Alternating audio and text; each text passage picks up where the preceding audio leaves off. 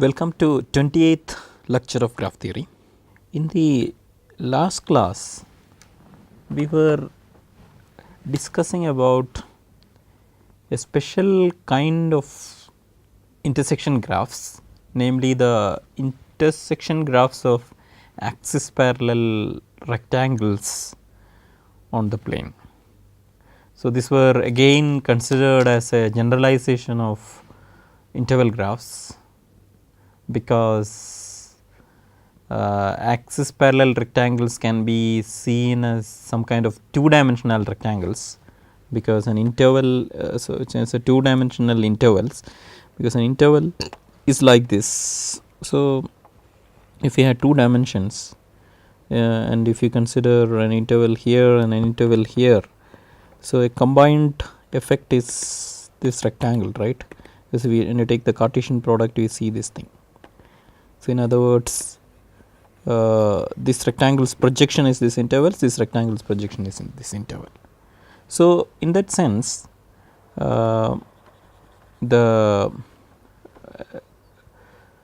are kind of two dimensional intervals. So, that way we can think that this is a generalization of interval graphs. We had considered several other generalizations of interval graphs earlier, like circular R graphs, when the intervals are considered on the circumference of a circle rather than on the straight real line, and AT free graphs which try to capture the linear structure of interval graph by identifying that it is that ATs, the absence of ATs are the reason for that, right. How generalized to a much general structure called AT free graphs. Chordal graphs, where we identified that interval graphs are graphs without chordless 4 cycles, and then we defined the superclass chordal graphs which contains the interval graphs.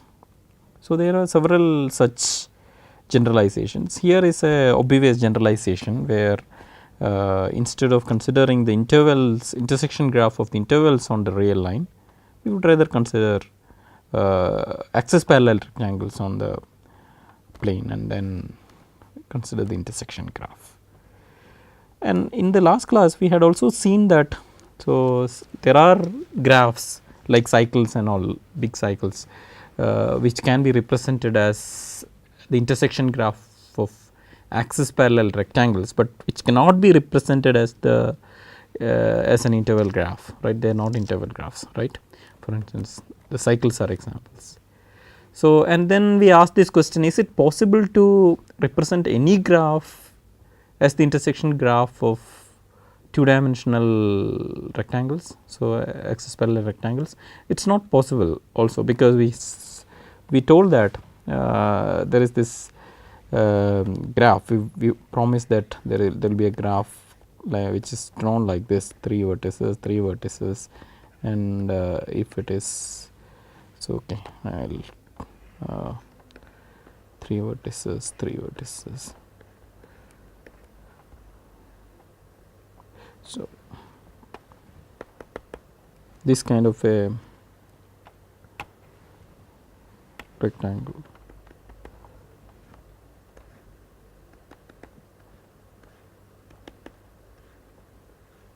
See, this graph cannot be represented as the intersection graph of axis parallel. Today we will explain why it is so, and to understand this, we want to understand how to analyze these rectangle graphs as the intersection graph of two interval graphs. We had shown that if you get a rectangle representation, I mean if you get a graph and somebody gave us a representation of the graph as the intersection graph of axis parallel rectangles, what we can do is we can project each rectangle to x axis, and if you take the intersection graph of the intervals corresponding to these projections, we will get an interval super graph of the given graph. Hence, I1 Ix, which is a super graph of the given graph, right. The same vertex set, but the edge set can be more. Similarly, if you do the projection on the y axis and take the interval graph resulting from the projections, then that will also be a super graph of the given graph, right. That will also be a super graph of the given graph. So, here the vertex set is same, but the edge set can be more, but every intersection here will correspond to an intersection for the projections also, but sometimes you may get an intersection even when the rectangles are not intersecting. For instance, if you had a rectangle here and then if you project it here and it here, both of them are intersecting in the projection in the y axis, but they are not actually intersecting, right. That is why these extra edges are coming.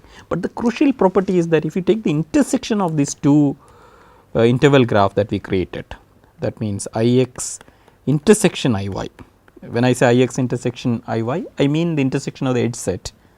We will get back the edge set of the original graph, because it is not possible for two non-intersecting rectangles to have intersection in both their projections, because if both their projections have intersections, the rectangles have to intersect, because after all these are Cartesian product of this thing, right, the projections. So, we can see that if we have a representation in terms of the rectangles, then we can find two interval graphs such that G is the intersection of these two things. So, the point here we told that now that particular graph we considered, right. So, this graph, this has three missing edges, and if this is represented as the intersection of two interval graphs I x and I y, then this should go away in I x or I y, this should go away in I x or I y, this is also should go away in I x or I y. So, that means because there are two interval graphs and three of these missing edges, absent edges should disappear in one of them. So, we applied the pigeonhole principle and told that there should be one of these cases, maybe I x, which in which two of them is, say, let us say this and this is missing. That told us that it will create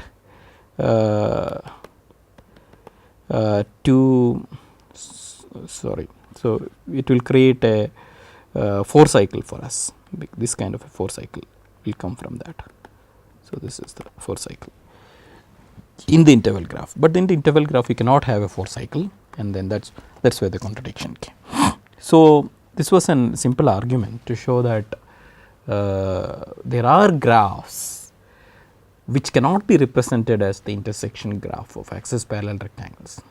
It is a simple enough graph. So, we have a small clique here on 3 vertices and we have a small clique here on 3 vertices, and we connect it except this matching, right. So, like this,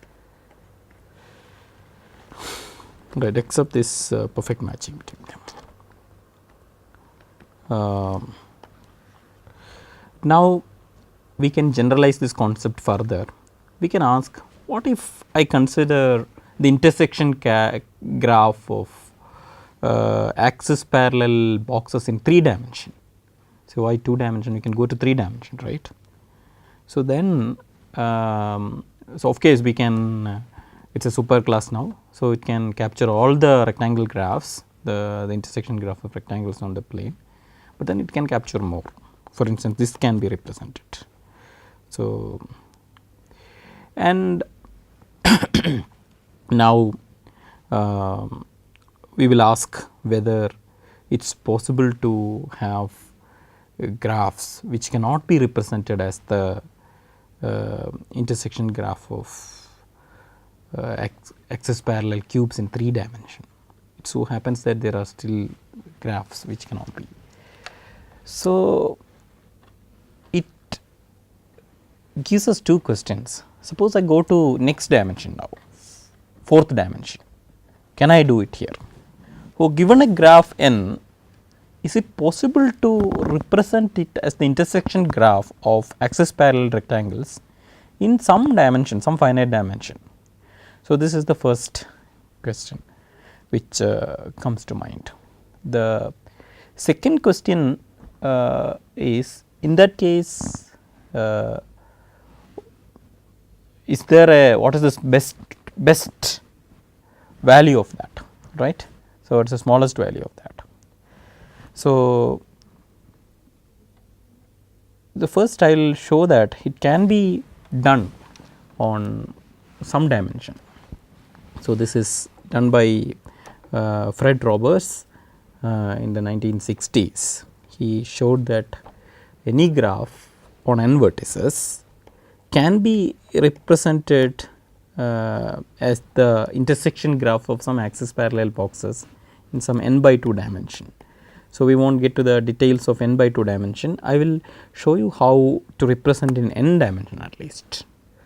So, what we can do is we for each vertex v of the vertex set of G, we construct an interval graph I v like this. So, we associate an interval for v, and then v has some neighbors, let us say n of v, and v has some non neighbors n bar of v's, let us say this is the entire vertex set, total v union n of v union n bar of v will give you the total vertex set, right. Now, so if this is v,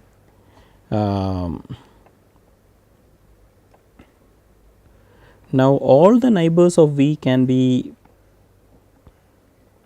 placed here, right. See one on top of the other, because it's the same interval can be given to them like this touching v, and then so though I am drawing like this, it is all same interval like this, and then all the neighbors of n bar of v can be placed after that, maybe like this, right. N bar of v comes here, n of v comes here, and v comes here. This is an interval graph. This is now an interval graph, and you can easily check that this is an interval supergraph of G. Why is an interval supergraph of G? It is because if you take any edge x y in G, if both x and y are in the neighborhood of V, then they are intersecting here, right.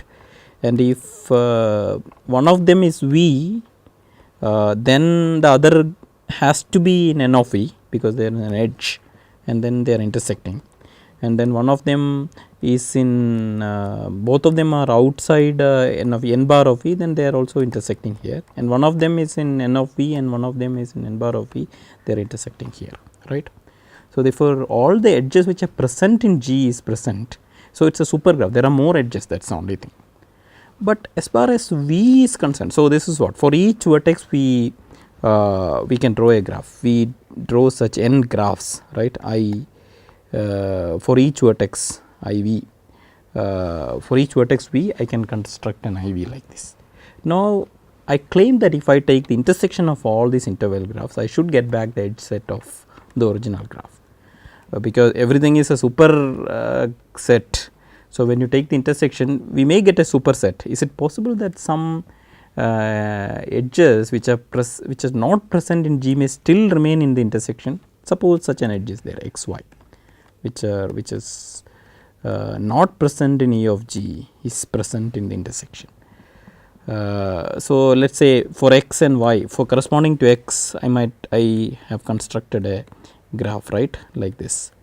So, now where is y here? Y cannot be in this group, because y is in n bar of x, right, because it is not a neighbor of x. So, y should be in n bar of x. So, y is here, this is it. Now, you see here x and y are not intersecting.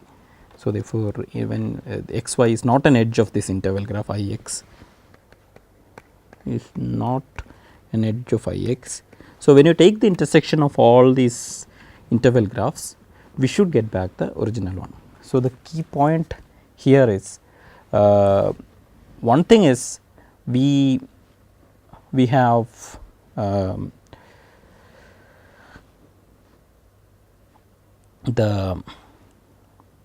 we have shown that every edge which is present in E of G is present in all the graphs, because that is what is meant by saying that all these interval graphs are super graphs of G. Now, second, we have shown that whenever there is an edge missing in G x y say, it should be missing, it should be absent in one of the interval graphs we considered, which means that when we take the intersection of all these interval graphs, the original edge set will anyway remain in the intersection and nothing more will remain, because every extra edge, that means an absent edge in G will be absent in one of the interval graphs, and when you take the intersection, that has to disappear, right. So, that is the key point. So, this is the idea. So, what we have seen is there is always given a graph, it is always possible to represent the graph in n dimension. Why do I mean by say, I repeat that when I get n interval graphs such that the given graph is the intersection of these n interval graphs, it means that you can draw the corresponding box representation in n dimension by taking that each of the interval graph in different axes and reconstructing the boxes. How do you reconstruct the boxes? For instance, in 2 dimension, if you know the projection corresponding to x in x axis and the projection corresponding to y in x in y axis, then definitely we can draw the corresponding rectangle back, right. Then because the intersection will happen between the rectangles only when all the projections and all the axes are intersecting. So, therefore, essentially the edge set that results in the intersection graph corresponding to the boxes we draw will be essentially will correspond to the intersection of the interval graphs we considered. Therefore, it is enough to show that we can get so many interval graphs such that the given graph is the intersection graph of so many interval graphs.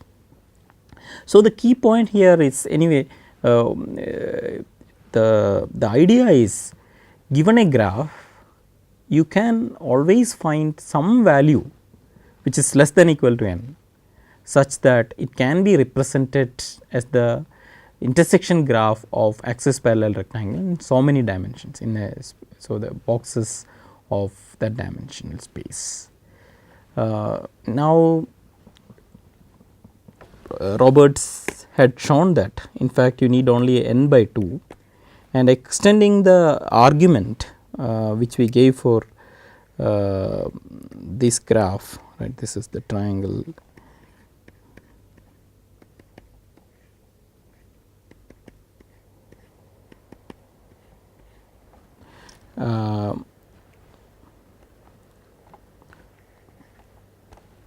this graph, extending the argument that we gave for this thing to say we can put n by 2 vertices here and n by 2 vertices here, and then we can put all the edges except a perfect matching here, all the edges except a perfect matching here. So, the this is exactly this graph. Instead of 3 vertices, we are taking n by 2 vertices here, n by 2 vertices here. We can argue that at least n by 2 interval graphs are required if I want to represent it as the intersection graph of so many interval graphs. So, therefore, he has shown that n by 2 is an upper bound for the number of dimensions required, and then for some of these graphs you need n by 2 also.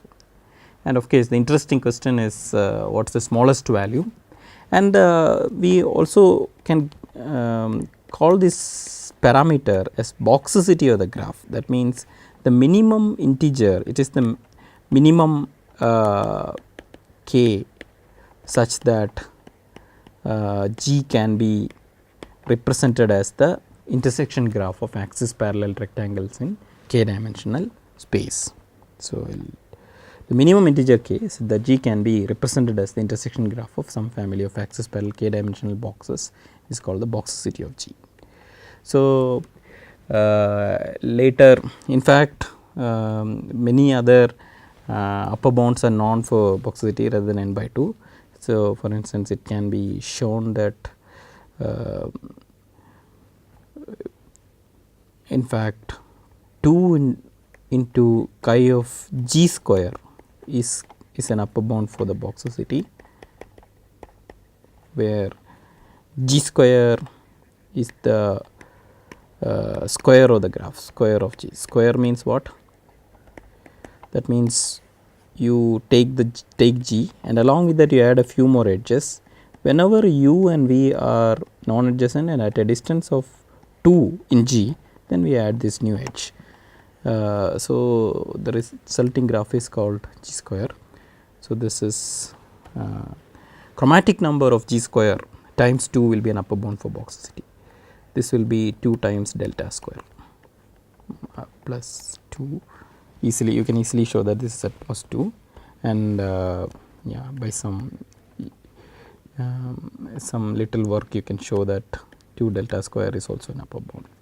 Later you can also show that it can be improved, but it is just for information sake.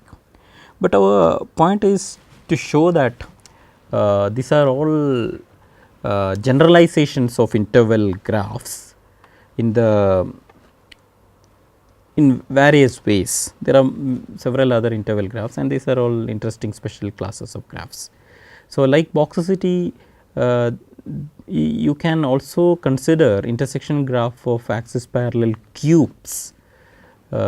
Say a cube in 2 dimension will be square. So, that means it is a restricted case of box representations. That means every box has to be of equal, so side length, right, equal side lengths, and all different boxes. Each box has to be of a unit side length, let us say unit cubes. That then if I can ask the same question, what is the smallest integer k such that I can represent the graph G as the intersection graph of k dimensional axis parallel cubes. This parameter, the minimum integer, is called the cubicity. Cubicity is always greater than equal to Boxicity because the cubes are a special restricted kind of boxes, and they can be somewhat bigger, sometimes even a log n factor bigger than box representation. And another parameter, similar parameter, is called sphericity, where we use spheres instead of boxes or cubes, and we are supposed to use some k dimensional spheres, right, instead of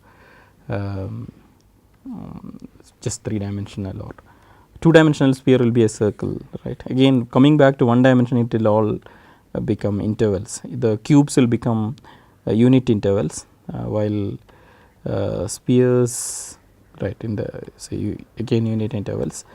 But we are, in the case of spheres, we have 2 options. One is we can allow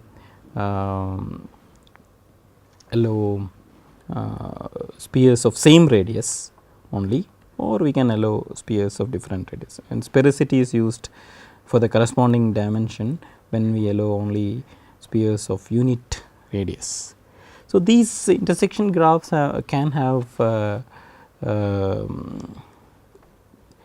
applications, like for instance, if we can consider a molecule, and then so the molecule is a graph, right, because when 2 atoms are close together they have some attraction, and then we can capture the molecule as a graph, like when 2 spheres around the nucleus, this force field, and then when they are close enough they will intersect, otherwise they will not intersect, right. So, this intersection graphs of spheres, right. So, anyway, so these are all to introduce some concepts which are related to interval graphs and generalizations of that, and essentially some very interesting special classes of intersection graphs. Now, with this thing we will leave this topic, because though there are a lot of material that we can study about this thing, but because we have other things to see in this lecture series. So, we will leave it to the interested student to explore these parameters in the leisure time. So, of course, there is a lot of material in the literature. And now we go to a different topic called the Hamiltonian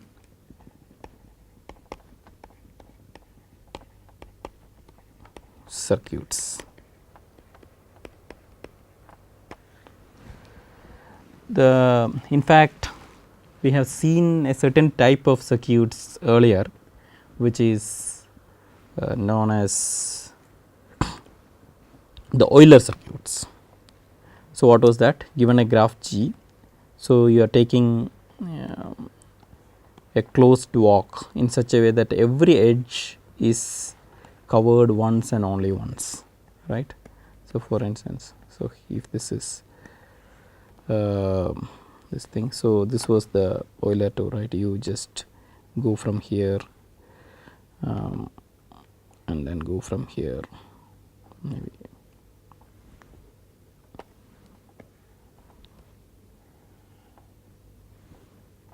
see you can go like this. So, we had studied it earlier. So, if you go like this, you have covered every edge exactly once.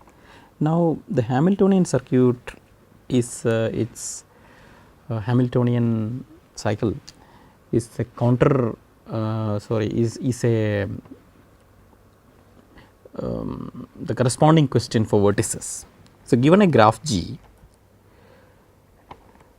so we are interested in a closed walk such that we meet each vertex once and only once. So, it should be like this. So, there can be several. So, we should come back to the original place, but in our walk, in our circuit, we should meet each vertex of the graph exactly once, right. So, sometimes such circuits may be there, sometimes the circuits may not be there. For instance, let us see, do we have such a circuit in this graph? Here you can try to do this thing, because the problem is if you go like this, then if you get into this, you cannot see, you are meeting it for second time, right. Or if you do not start from here now,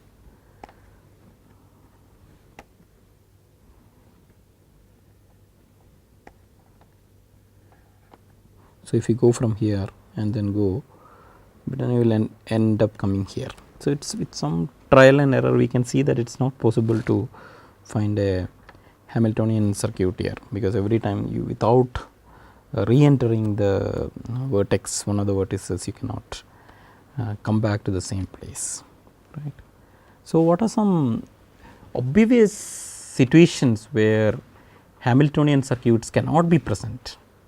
For instance, the very fact that we are saying that every vertex should be visited once and only once, and we should come back to the place where we started. It means that the vertex, in the graph, each vertex should have a degree of at least 2, because the circuit should enter it and come out, right. Otherwise, we cannot have a Hamiltonian circuit. That means, the minimum degree of the graph should be at least 2, otherwise there is no way of hoping for a Hamiltonian circuit. So, a graph is called Hamiltonian graph if there is a Hamiltonian circuit in the graph. So, does it mean that if we increase the degree of the graph, you can get a Hamiltonian circuit always? That is also not correct. For instance, you can construct a graph like this. So, for instance, if you have n1 nodes here, n2 nodes here. So, every vertex here have degree n1 minus 1, right. So, here n2 can be bigger than n1. So, minimum degree of the graph, such a graph is, suppose if I make it a clique and if I make it a clique, if I both of them clique and then paste them on one vertex, it is a connected graph, but delta of g can be greater than or equal to n1 minus 1. So, there is no Hamiltonian circuit in this graph. Why is it so? Because at some point if you want to cover all the vertices, you have to cross from this side to this side, right. Then you cannot come back because there is a cut vertex here, we cannot come back. So, if there is a cut vertex, then we cannot have a Hamiltonian cycle, because two connectivity is a requirement to have a Hamiltonian circuit in the graph. So, it is not possible to have Hamiltonian circuit in a graph when there is a cut vertex. So, it says that even if we try to keep the minimum degree as much as possible, to a great extent you cannot achieve a Hamiltonian circuit in the graph just by that assumption. So, the worst case may come, for instance, from this example, the worst case may come when we consider an n by 2 seal sized clique and then an n by 2 sized seal size clique here, because you know this is a common vertex. So, we have if n is an odd number, so n minus 1 by 2 special exclusive vertices here, n minus 1 by 2 exclusive vertices here, and then one extra, right, that will make it. So, that means even so then the minimum degree of this graph will be n minus 1 by 2, right. So, n by 2 floor, even then we see that it is not allowing us to have a Hamiltonian cycle, because there is a cut vertex, because to avoid the cut vertex it is not enough to have the degree high, minimum degree high, minimum degree has to be very really high, then only it can go to the level that it can guarantee that there are no cut vertices, right. This example will tell that the minimum degree is, even if minimum degree goes to this level, right, it is not. But then very interestingly, if the minimum degree is above this, for instance, if we know that minimum degree is greater than or equal to n by 2, then the G is Hamiltonian. This is the first theorem we want to study in this section. For G, if minimum degree is greater than or equal to n by 2, then G is Hamiltonian. And also of course, so that is not just enough, because if G has just 2 vertices, it cannot have Hamiltonian cycles, right. So, we will say that if the number of vertices is greater than or equal to 3 and the minimum degree is greater than or equal to n by 2, then it has a Hamiltonian cycle. The technique to prove this is like we have already encountered this kind of ideas before. So, again this proof is from Dirac. So, what we consider is a longest path in the graph. So, we consider a longest path in the graph. So, but when we see a longest path, the interesting thing is that all the neighbors of these endpoints has to be on the path. Suppose the longest path has some k vertices in it, k can be less than or equal to n, it can be strictly less than n also, right. Suppose the longest path has some k vertices in it. So, let us say or maybe say k plus 1 vertex in that, so let us mark it as u0, u1, u2. So, this is uk. Now, what can I tell about the neighbors of uk? The uk's neighbors are all in this collection, right, because it cannot have a neighbor outside. By this, suppose if you have a neighbor outside, this collection, then this cannot be longest path. It will, you can extend the path from here to this node also, right. So, it cannot be longest path. So, therefore, it is not possible to have a neighbor outside this. So, this neighbors of UK are all inside. Maybe it can be like this, it can be like this, it can be like this. Okay. But we know that UK has n by 2 neighbors. So, this green edges that I have drawn from here goes to n by 2 of these places, which immediately says that this has to be some n by 2 right, n by 2 floor plus 1 more than this thing, suppose, right. I cannot say, because if it is an even number, n by 2 plus 1 vertices, k should be at k, okay, u0 also should be there, n by 2 at least, right. So, the neighbors of UK, n by 2 neighbors of UK has to be present somewhere here. And now it can be here. Now, suppose I consider the places. So, I identify the neighbors of UK here, and then I am just interested in the vertices just above each of this neighbor. See these vertices. So, I marked it green, right. So, how many such vertices are there? Okay, for each neighbor of UK, I identify one neighbor which is just above it.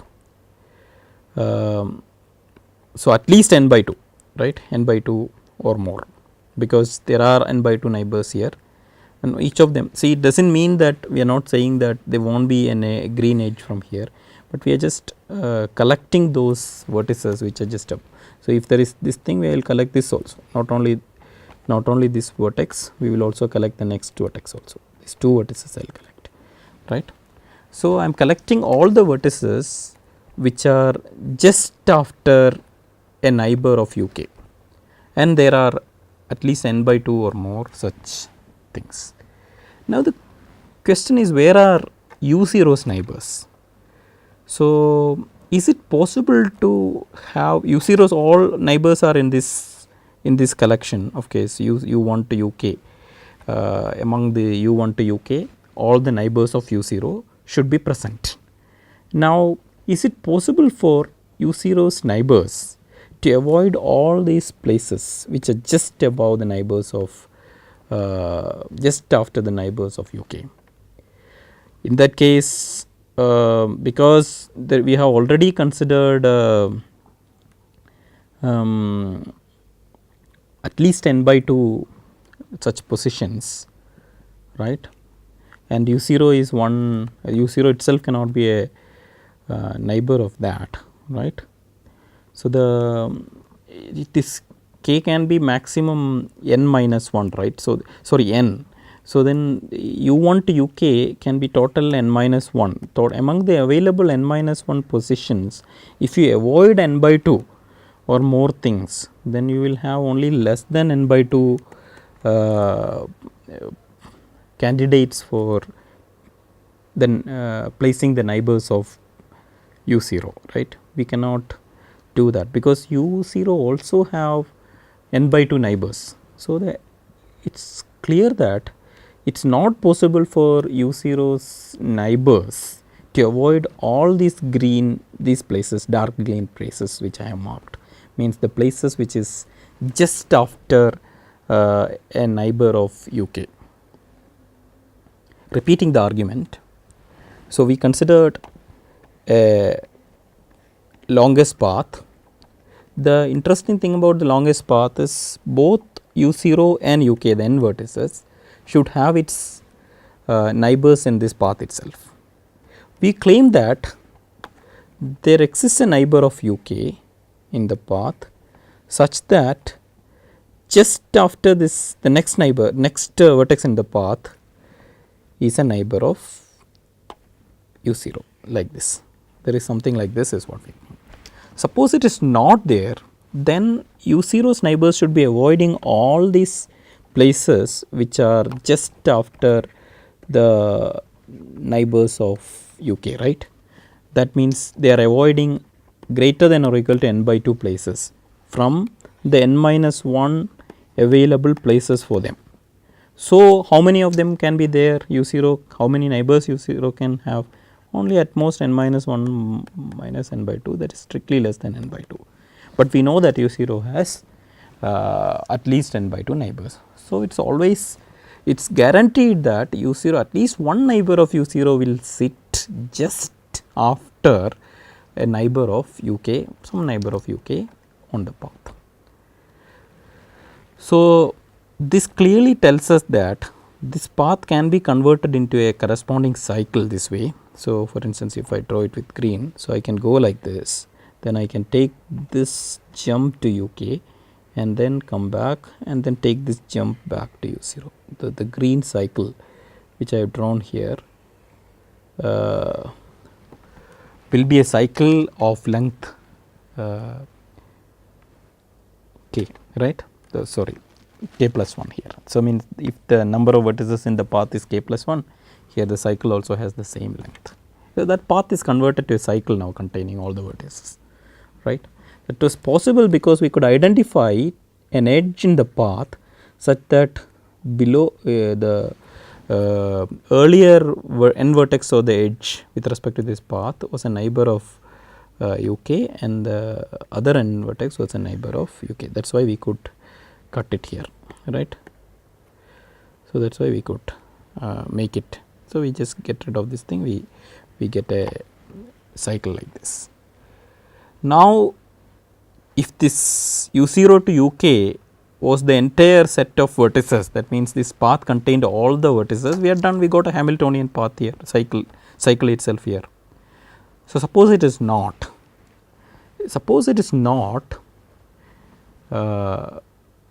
then there should be some vertex outside the graph, there should be some vertex outside the graph, outside this cycle in the graph, such that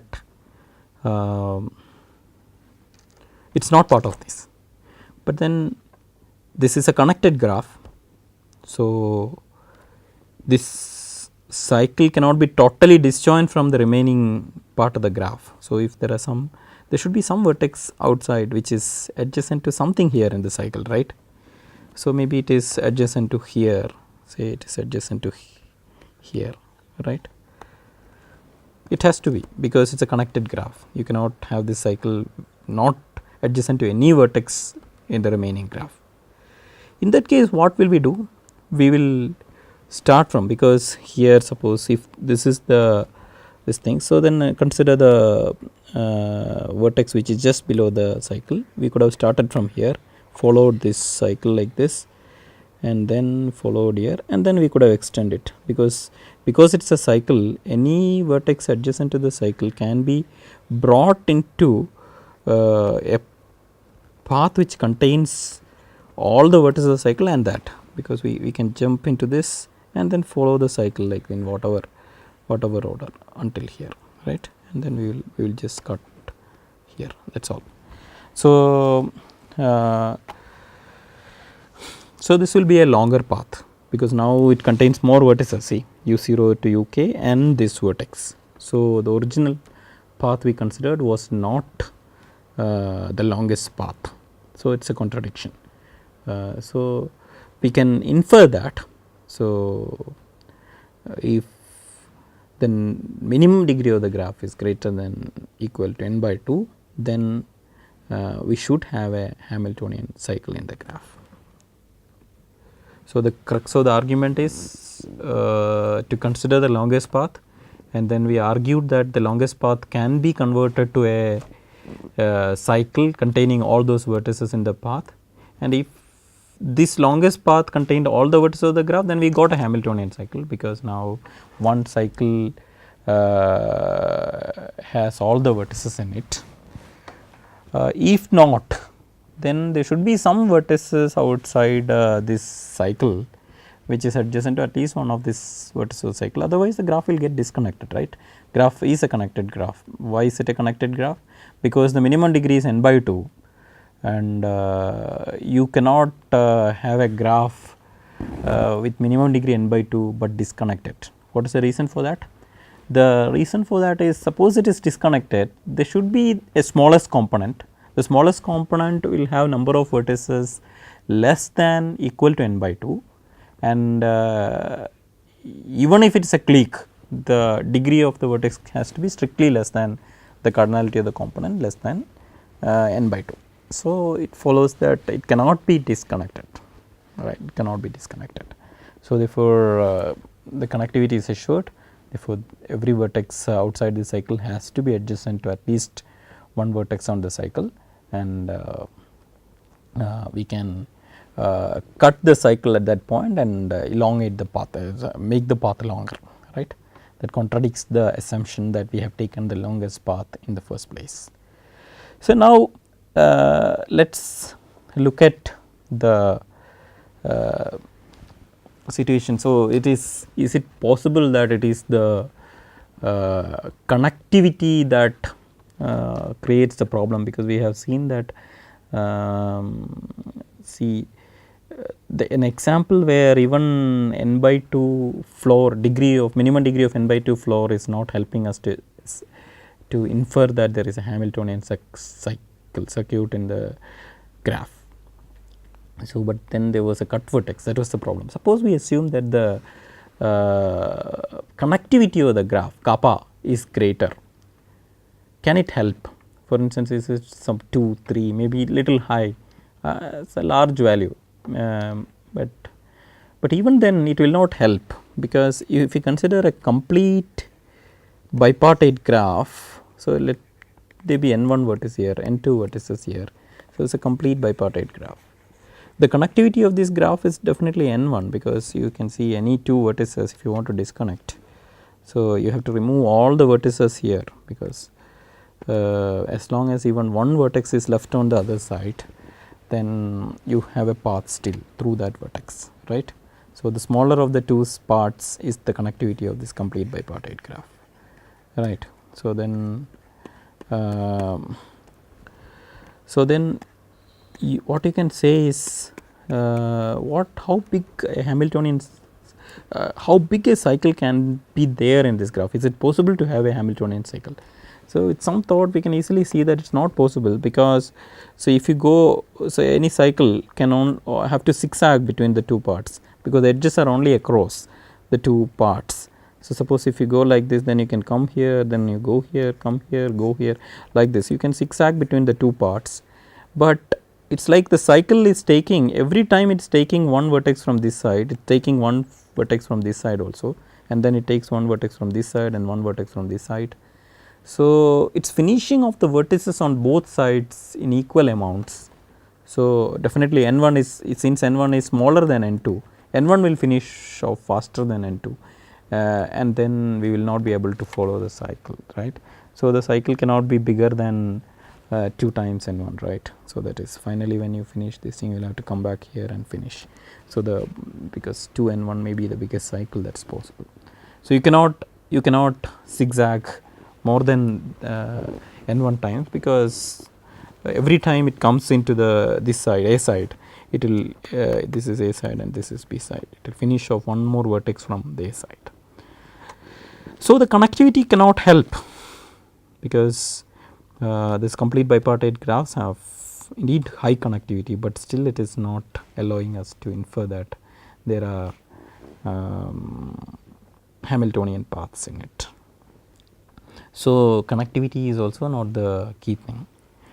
So, but there is interestingly, suppose you can assume that if you can assume that the largest independent set size alpha of g is less than equal to some number, say some t, then we can show that there has to be a large cycle in the graph, like you can show that there should be an n by t sized easily you can show that cycle in the graph. How do you show that?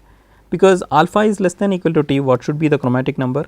Chromatic number has to be greater than or equal to say n by alpha, right, because any color class can have at most alpha number of vertices in it, t number of vertices in it. So, so there should be at least n by alpha, n by t color classes. So, the chromatic number has to be at least n by t. And now we had studied earlier that if the chromatic number of a graph is some n by t, then there should be a critical graph, color critical graph, such that this subgraph has chromatic number minimum degree is greater than or equal to chromatic number minus 1, here n by t minus 1. Now, again taking the longest path argument, if you consider the longest path in that subgraph, then we know that in the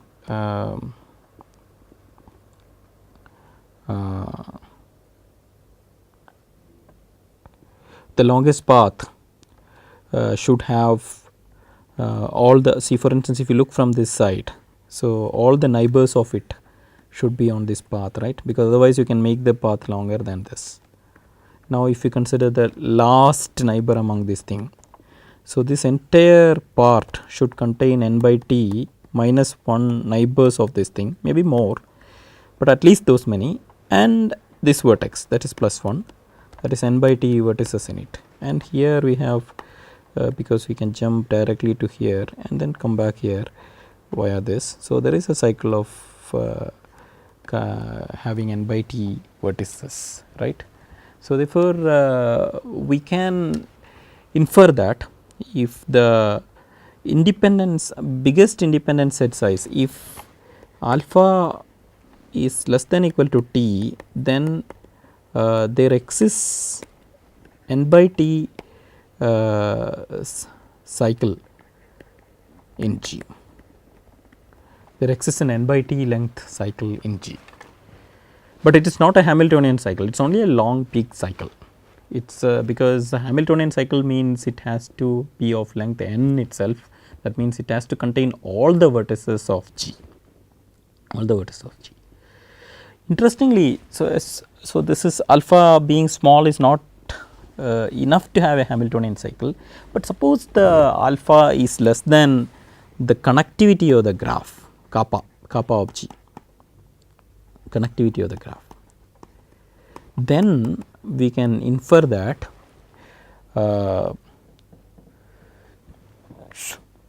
there is a Hamiltonian path.